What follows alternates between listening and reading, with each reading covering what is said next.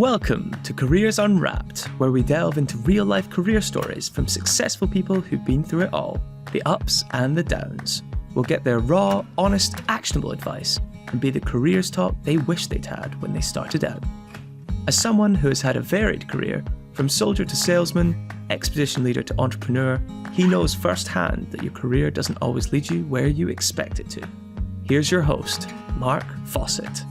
Hello and welcome to Careers Unwrapped. I'm your host, Mark Fawcett, and with me today is Alexis Maule. Alexis is a true globe-traveling leader with 15 years experience across industries such as fashion, e-commerce, technology and banking. And we're going to be talking about how she's developed her career to reach her potential and also the lessons she's learned along the way. So Alexis, welcome to the show. Thank you so much. And thank you for such a kind introduction. So one of your last roles was at Reformation, who say that being naked is the number one most sustainable fashion option and Reformation is number two. How overall is the challenge of sustainability in an era of fast fashion being tackled by the finance industry? Yeah, I mean, it's a very big challenge. I think one of the reasons that I loved working at Reformation and something about the brand is that they really have designed the brand with sustainability at the core. So Reformation was founded as a vintage brand. They have built sustainability into their full supply chain, and they really believe in sort of end-to-end sustainability in almost everything that they do. And it's one of their core values and a core part of their product offer. And I think it's wonderful that the brand can speak authentically about that, and especially in Europe, really connect with consumers who are conscious about where they're making purchases from and really do care about the environment. I do think that's starting to change globally. It's happening slowly, but it's important. I mean, it's very challenging, I think, for fashion brands to be fully sustainable and because of the cost, but it's important given, how much waste is made from fashion brands. And I think, there's more and more brands that are being committed and companies that are being committed to this. And, we're seeing things like putting taxes on fast fashion and really starting to address the financial piece that to not make it so easy to just produce in an unsustainable and wasteful manner. And I'm glad to see that happening. But how are both manufacturers and brands going to change consumer behavior when it's so easy to order 3 items, have them delivered the next day, send 2 back because you only want to choose 1, and also expect to be paying pretty low prices, euros, dollars, pounds for that service? So how do you break that cycle? Yeah, I think it's less about breaking the cycle and more about education, more about resonating with values. It's more about meeting the consumer where they are. So yeah, you're assuming maybe that people are ordering online and doing that. I think one of the great things about Reformation and working with a brand like that is that it's omni-channel. And so there are physical stores where you can go directly try things on, as well as e-commerce, which is a big part of the business model. And there's wholesale. So there are different ways to shop. And I think we've seen more recently that, there is not one model in fact, the combination of e-commerce with physical retail is a way that many people like to consume. And I do believe that is one of the winning models, to have the physical touch points. And I think that can, not just alleviate some of that behavior, but also allow customers to view product in person and really understand the size and fit. So, I think, I don't think a full brick and mortar offer is the way to go, but there's this new blend that I think sits nicely in between. And if we were speaking to somebody who's just getting going with their own fashion brand, somebody young starting out in this area, what do you think are the big opportunities and challenges ahead for the wider fashion sector? Yeah, I mean, I do think cost and sustainability in the manufacturing is definitely a challenge, but I don't think it's an insurmountable challenge. I think it's quite difficult when you are building, when you have a company already that's been operating for many years, and then you have to recreate processes. But if actually you think about that from the beginning and work with partners and build the model to be more sustainable from the beginning, it's much easier. So it's having that top of mind, having that as a value, and looking to, actually, I think it can also be done through partnerships. You can do partnerships with the likes of Vestiaire, where they can post, you can sell your used items, get credit to buy new items. There's rental, there's repair, the ecosystem is so vast now. There's recycling, that I think there are many ways to engage in the circularity for brands that are easier to implement. You don't have to build it all into your own model. You can do a partnership and do it that way. Now, I know one of the areas that you've become involved in is the wider sort of area of diversity and representation in the fashion industry overall. What have you been championing to try and make change in that area? And what do you think the wider industry needs to perhaps do a bit better?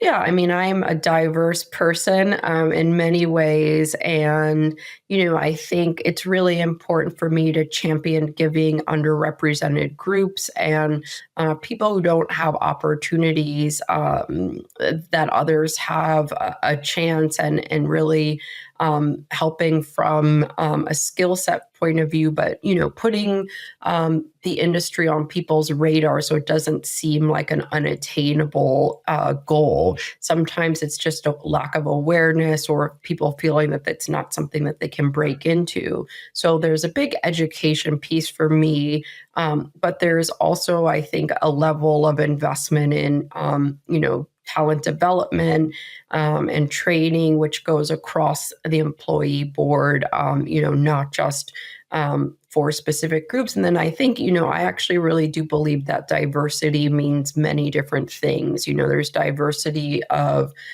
ethnicity, of gender, of, I feel as an American, there's international diversity. So getting people together. So I really take all of that into consideration and try and champion recruiting from a wide range of sources and really, getting a diverse pipeline. I do think teams with people who are best in, their industries, but come from different walks of life can be very effective. And you said you're American educated, you're now living and working from the UK. What have you seen about some of the key cultural differences between working in those two nations? And what are they doing differently when it comes to diversity? Yeah, I mean, culturally, I find UK and Europe to be a bit more balanced than the US. The US is pretty hardcore, but I've mostly worked in New York and California and kind of some high action cities. Not all of the US is like that, but I think diversity is very, very different between the US and between, looking at what diversity means here in UK and Europe, even, the groups can be different. I find in Europe, there's a lot of people coming from countries where in the US, a lot of diversity means sort of, African American or Hispanic American. But those groups aren't very prominent in Europe. It's totally different. People coming from South America, from Asia, from Africa directly, and kind of the melting pot that's created.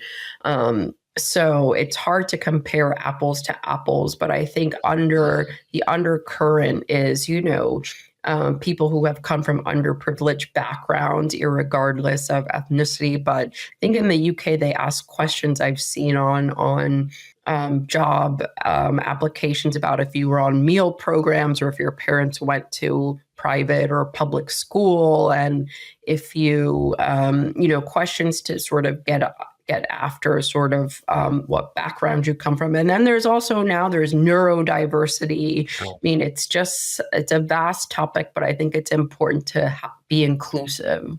Yeah, I think that, you're right in that. And that in the UK especially, there's so much focus on social mobility and the elements of diversity, or a lack of diversity or opportunity created through a lack of social mobility. So your family's wealth or your family's education, the higher education of your parents, and those sort of areas. And a lot is being done in different sectors and different businesses to try and make everything just fairer, basically, just a much fairer and level playground. And I think one thing that's interesting, and just going to take you right back earlier in your career, I believe that one of the first roles you did after college was you worked for a while at the White House, quite closely to Michelle Obama's office. And so what was that experience like? What did you do there? Yeah, well, just taking a step back, I am from Chicago, which is where the Obamas are from. And, I went to a high school where a lot of people in an area where a lot of people were really excited about the campaign. One of my first jobs in high school, or actually my last job in high school, was working for Barack Obama's campaign for US Senate. So that was incredibly exciting. I loved the campaign. I loved how entrepreneurial it was. I loved sort of seeing people working together towards one cause. And that was my first foray into politics. I do come from a family that in the past has been very involved in politics, as my great-grandfather was one of the first African-American state senators in Illinois. So it was nice to be able to participate in that. And then when I graduated from university at Harvard, the market crashed, and I was very focused on finance, but there was a financial crisis. And so I thought, okay, I wanted to give politics a try again, and was lucky enough to be selected as a White House intern. And I think it's a wonderful program, again, to give people from all different backgrounds experience and exposure to government, and to really see the inner workings. And so for me, it was amazing learning. And, at the time, I was still trying to figure out where I would end up from a career perspective, and was quite green in that respect. So I really took the experience on board, and was very lucky to be able to participate and to see that. I did go back to New York after that. The market was better, and I went back into investment banking. But, I think that experience, and it's important for others to have, whether it's internships, or here they call them something else, fellowships, or I forget the name, but at least these experiences where you can get a taste of something. Because, as you're seeing in the US, I think it's important to cultivate leadership from younger demographics. So we have a pipeline of leaders for the future, which I think is a topic that resonates both in the US and the UK in terms of, not getting stuck with quite limited options. And you said that your eyes were opened by seeing the inner workings of the political process there. What did you take away from that you've actually then been able to use in more commercial and business environments? Yeah, I mean, definitely themes across diplomacy, ways of working, sort of building, rapport and coalition across offices. The importance actually of inclusivity. So, not just putting together, when you think about some of the key sort of events that come in. I was in the social secretary's office, but, they're tasked with essentially putting together a lot of programming for the White House, for the broader public. So you have to be inclusive of different cultures. You have to take into consideration different holidays. And you have to think about sort of what kind of programming and artists. It's not just sort of from a singular perspective of, do the people you're representing like, but really what is representative of the greater community. So I think that was very important, and thinking about that and sort of looking at how to best be inclusive during that process. Okay. Now, a lot of career starters are anxious sometimes about making the right decision. What sector should I go for? What job should I go for? How would I apply for that job? And you're somebody who, as I said in the introduction, has worked across several different roles and sectors so far. How have you planned your career moves or your career decisions and changes? What's been your approach to developing your own career? So early on in my career, like high school, university, I think they call it A levels and university. I really loved internships and work study, because I truly believe in trying before you buy, and that the more you try, the easier it is to figure out what you want to do. So I remember when I graduated from university, I was open to doing almost anything.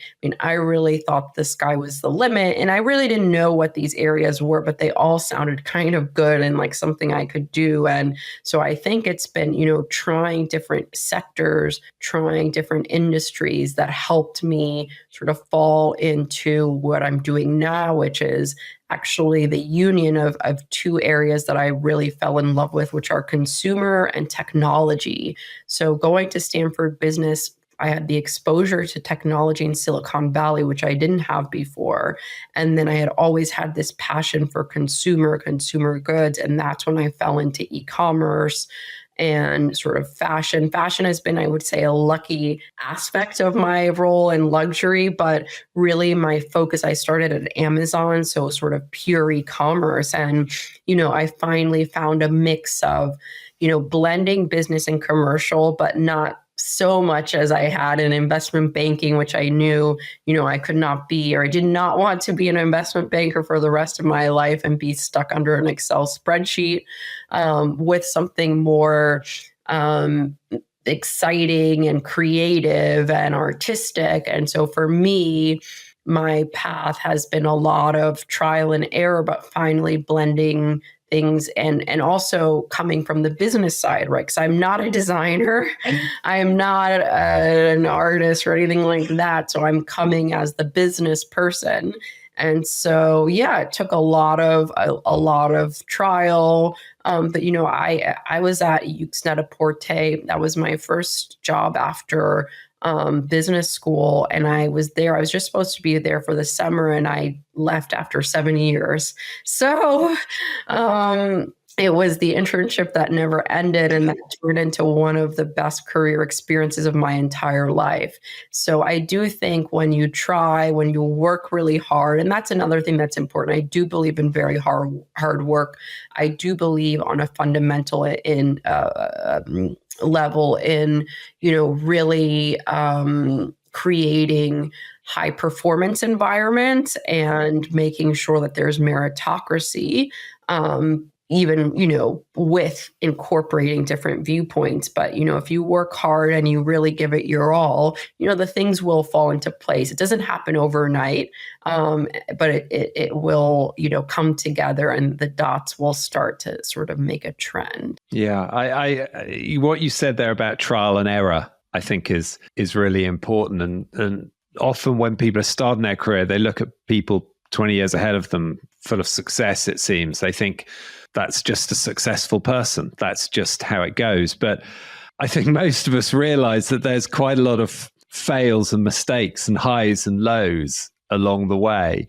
And I'd be interested to know from yourself, Alexis, perhaps, in the early stage of your career, what do you look back and think that was a great success? But also importantly, what do you look back and say, I got that wrong? That was a fail.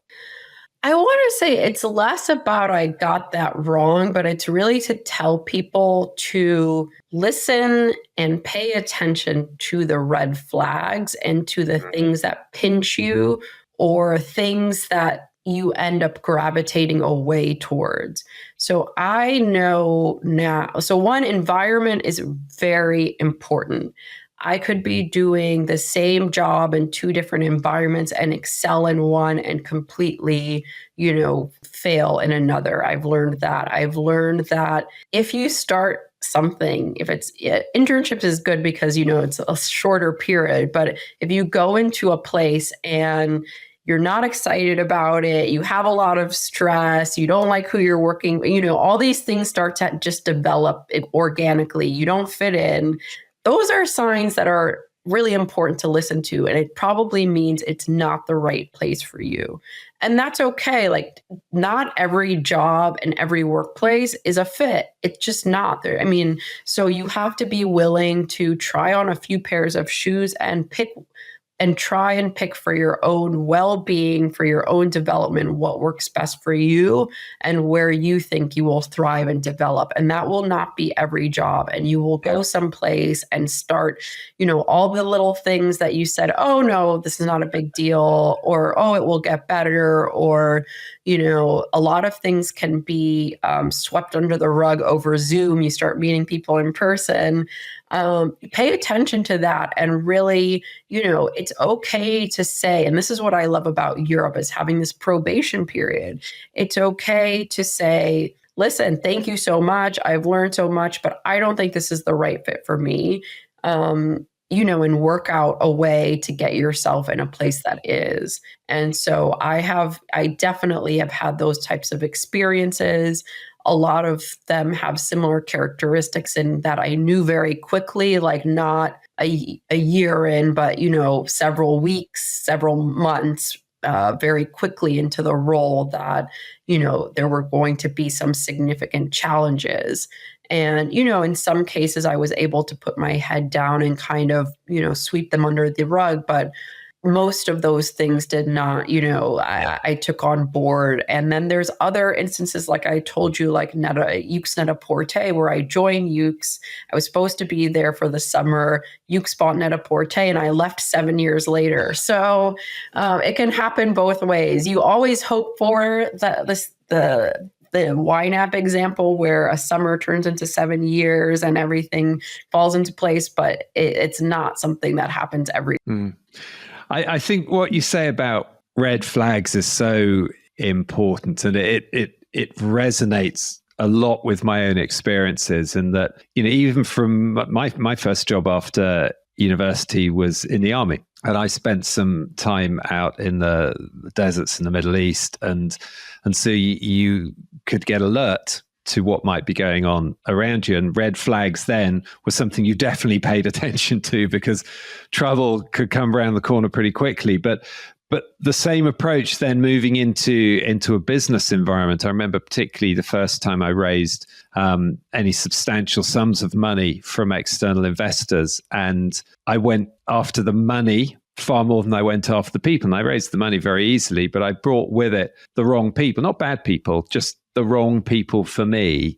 And I sort of knew it at the time, but I was so keen to get the money raised that I just went on through with it. And then I had to deal with some fallout after a while and eventually bought those shareholders out. So it was there, the red flag, and I didn't pay enough attention to it. And I think it's taken me years and years now to when the red flags pop up. It could be anything. It could be a person, it could be a client, it could be a financial decision. Go, hang on, I've seen these red flags before and they often don't end well. So why don't we take some action right now? And yeah.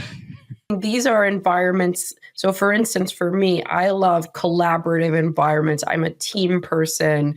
I like working in a place that's international, especially now that I've worked in different places. I love companies that see outside of just their region. That's actually become a very critical aspect for me. I love meritocracy because I'm someone who works very hard. And, in addition to softer skills, I really like to be in a place where it's meritocratic and sort of your performance is evaluated, and it's not as, there's always going to be relationships in this and that, but, you can walk into a place where no one. And I actually did that at Yux Net-a-Porter. I literally went there and knew not one sole person and can be completely evaluated based off of your performance and not need to, know someone or have a connection. So those are the things that are important for me.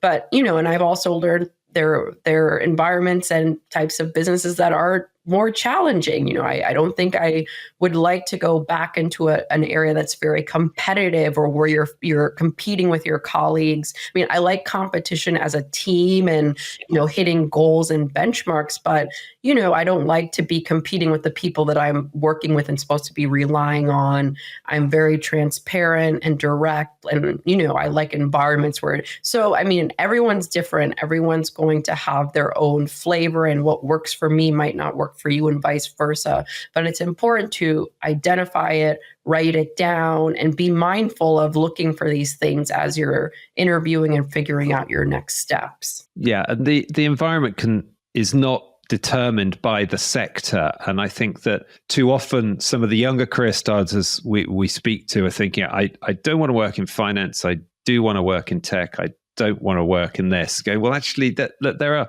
are great roles and great environments in finance, and there are bad ones, and there are great and bad ones in entertainment, in fashion. So it's less about the sector. It's more about the purpose and vision of the organization, what your role will be, and the environment that you will fit into. And you've now obviously risen into positions of leadership in roles that you do now. How would you describe yourself as a leader? Or actually, how might others describe you as a leader? Yeah, so I really believe in positive work environments and fostering a positive work environment. 2, I believe in collaboration, and I usually hire specialists and kind of bring people together with different viewpoints, and we sort of function as a team. I don't micromanage people. I really like working with people who are really driven and where I can sort of provide guidance and feedback, but I'm not, hand-holding individuals along the way, but providing sort of feedback and coaching and direction in that sort of way. And, I really believe that in investing in my team and understanding what people's learning goals are and really setting them up for success in an organization. That's really important to me. And, I've appreciated when bosses have done that for me as well. It's clear from what you say how much you thrive on working with driven, energetic, enthusiastic people, and almost you sort of, in our brief conversation, you seem to light up most when it's talking about the environment and the people you were with inside that environment. So when you're recruiting, and obviously there's an interview process and you're trying to find the right person, they're trying to find the right job. How do you go about getting under the skin of whether the personality is going to fit with you and your organization? How do you get beyond the experience on the CV to the actual person? Yeah, aside from meeting with me and HR, people always do a case, and that kind of weeds out, that helps you determine sort of people's ability to do the work in a self-led way, and to be able just to produce sort of materials that can be a big part of some of the work. But then it's getting them to meet people they would be working with on the team and having them evaluate the person based off of culture and somebody else in the organization also for culture. So I think having those perspectives in the interview process is important. I also think it's about finding qualified candidates, but making sure you get the brief and the opening out enough so that those qualified candidates have the opportunity to apply. So I actually I make sure that things are posted. I do post on a lot of school job boards. It's like the MBA programs in Europe, LBS, NCOD in the US, across my own WhatsApp groups and networks that I'm a part of. And it could also be looking at the group dynamic, like, hey, I work in fashion. Our company is, our team is mostly women. Actually, it would be very beneficial to, make sure that we have men in the recruiting process, because that's diversity in that case, actually.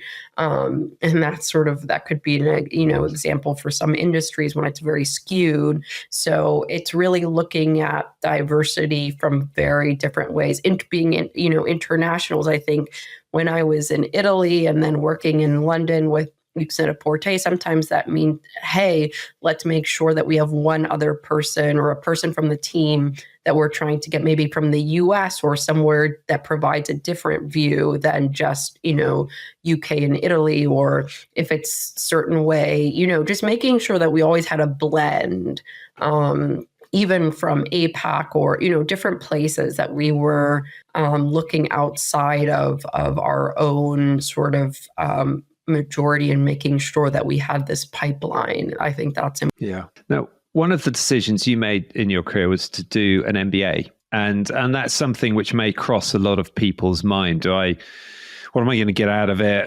What's the effort and cost that's going to go? I'm going to have to invest to achieve in that. What do you think that learning and that approach gave you? What were the greater benefits to you? So getting an MBA and going to Stanford, those were probably the 2 best years of my entire life. I had to invest to do it. So I just paid off my student loans, and it'll be my 10-year reunion next year. And I would do it again. Honestly, it changed my life. It sort of propelled my career in a very different way. I think before then, as I said, most of my exposure was consulting, banking. I really didn't know how to do much of anything else. And then this technology thing in Silicon Valley just, gripped my attention, and here I am. So I really encourage MBAs, people to consider MBAs. I encourage them to work first and then go. And I think most MBAs encourage that as well. And I would encourage people to make the most of the 2 years. And I really made the most of it through classmates, through travel, through doing. And I think one of the reasons I'm here in the UK is because Stanford really pushed on international experience and kept saying, the impact that actually you can make outside of the US is so much greater. And to think about being, one person in a smaller pond versus 100 people with my resume in San Francisco. And I'm very grateful for that advice. And with all the experience you've gained on the way, if you can imagine going back to Chicago and meeting through the magic of time travel with younger Alexis finishing school, starting college, what do you think are the key lessons you would pass on to your younger self from the career learnings you've had so far? I would say that regardless of what happens, the sun will always come up tomorrow. There's, there is nothing more important than well-being, health, family, and sort of your community. And, it's important to have perspective. So, don't get too caught up, it's not the end of the world, and really make sure to prioritize. I love that example of, in an airplane, before you help somebody else, make sure that you have your own oxygen mask. So all the basics, eating, sleeping, looking after yourself, well-being, that matters more than any diploma, than any achievement, than staying up all night for an exam, than any bonus or job offer, and to always prioritize that and try and create a balance. And do you think there are points in the development of your career where you haven't got that balance right? You emphasize the need for hard work, which I completely agree with, but are there been at points where you have pushed the hard work to such an extent that the well-being and the health has started to suffer a bit? Well, I did 2 years as an investment banking analyst in New York, and I worked almost every day, 7 days a week. We got to pick one Saturday or one Sunday off a month, each of us, not both, so not the full weekend. and I would go home at about 2 or 3 in the morning. So, and I would wake up and have to be back there the next day. So yeah, I think there are industries and roles that can be incredibly grueling. That being said, it was one of the best prep programs for my later career and skill set builders. And I'm grateful that I did it, but I knew that it had a time, I had a shelf life and a time limit. And that, I actually loved my team. I loved the people I worked with. I was the only woman on the team as well. And it was really tough. And I told them very directly in my third year, it's one of the reasons I applied to business school was that I cannot continue to, for my own health, stay here every day until 2 or 3 in the morning and come back here at 9 o'clock in the morning. It's just not the way I want to live my life. And so, yeah, I made that decision and found a different way. So, I knew it was not sustainable, but it served a purpose and I'm glad I did it. So, that's an extreme example, but there are things that you can do for a limited amount of time. But I think it's sometimes, you just have to be mindful. Yeah, I have been through the process of startup businesses, running businesses, and sometimes you think that it's the absolute center of your whole life, and that when you make mistakes, everything's going to come crashing down. But as you said, the sun will come up the next morning. And I think it's one of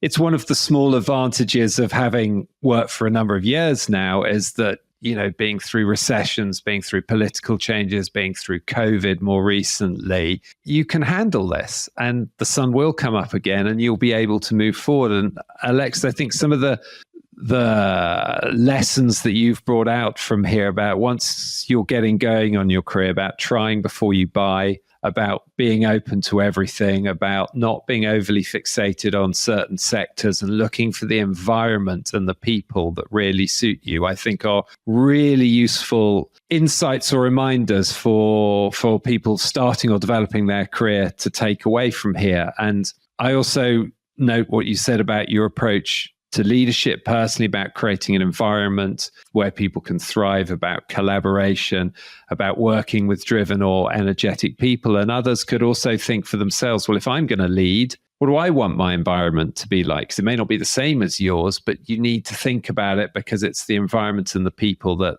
need to fit together. So model that. And don't get me wrong.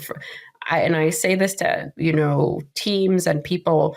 And I've had to work for a lot of CEOs. So, when there's deadlines and things are due, all hands on deck. But, manage your work, manage your time. And you don't have to be, I don't expect anyone to sit in their chair every day till 12, to do FaceTime. And I think that's silly. So I think it's just being, realistic and reasonable. And because, people, they'll burn out or they'll leave if they don't have a bit of flexibility. Their parents, they have young children, all types of stuff, caregivers.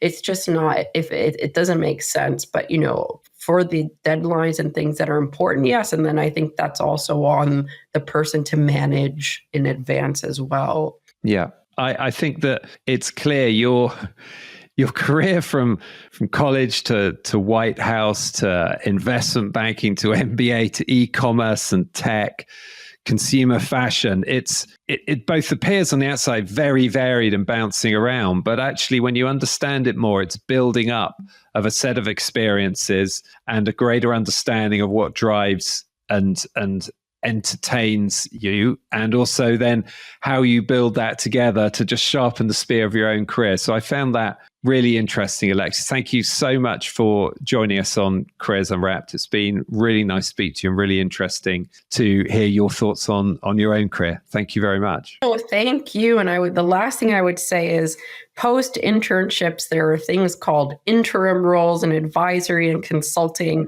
all of which I'm doing now, which I feel that they're adult internships, which make me very happy. So, there's always a chance to try something new and get different experience. And yeah, it's a long life. So make the most of it. Brilliant. Alexis, thank you very much. Thank you. Have a good rest of your day.